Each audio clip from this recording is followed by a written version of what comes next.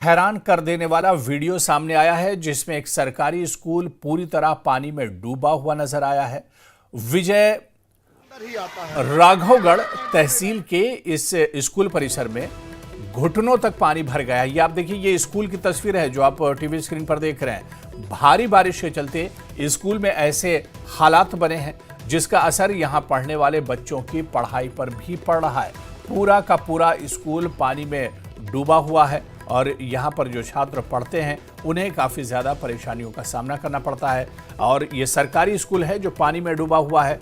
मध्य प्रदेश के कटनी की तस्वीरें हैं और आप देखिए जो टीचर्स हैं या जो स्टूडेंट हैं वो किस तरह से परेशान हैं, क्योंकि पानी बच्चों के क्लासरूम में भी भर गया है।